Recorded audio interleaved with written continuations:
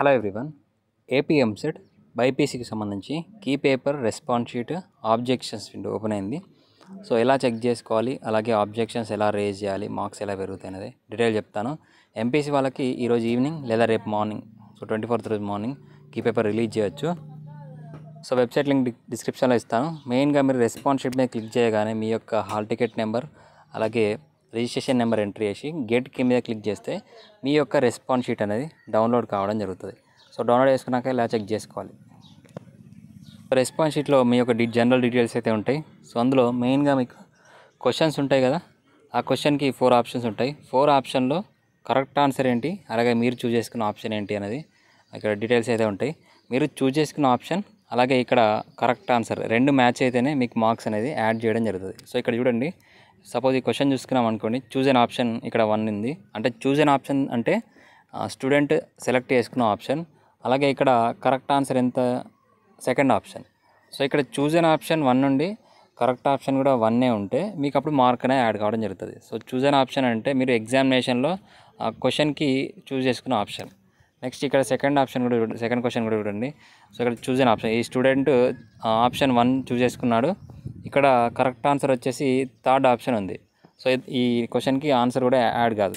So ఇలా మీకు choose an option అలాగే ఇక్కడ 4 ఆప్షన్లో కరెక్ట్ ఆప్షన్ 2 సేమ్గా ఉంటేనే మీకు మార్క్స్ అనేది యాడ్ కావడం జరుగుతుంది. సో ఇలా 160 క్వశ్చన్స్కి చెక్ చేసుకోండి ఎన్ని మార్క్స్ వస్తున్నాయి అనేది. మీ షిఫ్ట్ని బేస్ చేసుకొని టఫ్ వచ్చిందా, ఈజీ అనిపించింది అనేది మెన్షన్ చేయండి. మెయిన్గా మనం ఆబ్జెక్షన్స్ ఎలా రేజ్ చేయాలి, మార్క్స్ ఎలా పెరుగుతాయి అంటే ఇక్కడ ఒకవేళ మీకు 160 క్వశ్చన్స్లో క్వశ్చన్ ఏమైనా రాంగ్ వచ్చినా లేదా ఆప్షన్ ఏమైనా రాంగ్ వచ్చినా దీనికి ఆన్సర్ కరెక్ట్ తప్పుగా ఉన్నా కానీ మీరు ఆబ్జెక్షన్స్ అనేది రేజ్ చేయాల్సి ఉంటుంది. అది కూడా 25th వరకు ఆబ్జెక్షన్స్ టైం ఇచ్చారు. సో ఇక్కడ ఆ క్వశ్చన్ ఏదైతే ఉందో క్వశ్చన్కి సంబంధించి క్వశ్చన్ ఐడి అనేది నోట్ చేసుకోవాలి. సో మీ యొక్క రెస్పాన్స్ షీట్లో ఉన్న క్వశ్చన్ ఐడి కాదు, మనకి మాస్టర్ క్వశ్చన్ పేపర్ వెబ్సైట్లో మాస్టర్ క్వశ్చన్ పేపర్ అని ఇచ్చారు. సో ఆ మాస్టర్ క్వశ్చన్ పేపర్లో ఇదే షిఫ్టో ఆ షిఫ్ట్కి సంబంధించి క్వశ్చన్ పేపర్ అనేది డౌన్లోడ్ చేసుకోండి. సో ఆ క్వశ్చన్ పేపర్లో క్వశ్చన్ ఐడి ఉంటుంది. సో ఆ క్వశ్చన్ ఐడిని బేస్ చేసుకొని మీరు ఆబ్జెక్షన్స్ అనేది రేజ్ చేయాలి. సో వాళ్ళు వెరిఫై చేసి మీకు మార్క్స్ అనేది అలాట్ చేయడం జరుగుతుంది. ఒకవేళ మీరు ఇచ్చిన ఇన్ఫర్మేషన్ కరెక్టే అలాగే వాళ్ళు మిస్టేక్ వచ్చింది అనుకుంటే మార్క్స్ అనేది యాడ్ చేస్తారు ఆ షిఫ్ట్లో ఉన్న వాళ్ళకి. క్వశ్చన్ పేపర్ డౌన్లోడ్ చేసుకుంటే మీకు అక్కడ క్వశ్చన్ ఐడి అనేది ఇక్కడ డీటెయిల్స్ అయితే ఉంటాయి చూడండి.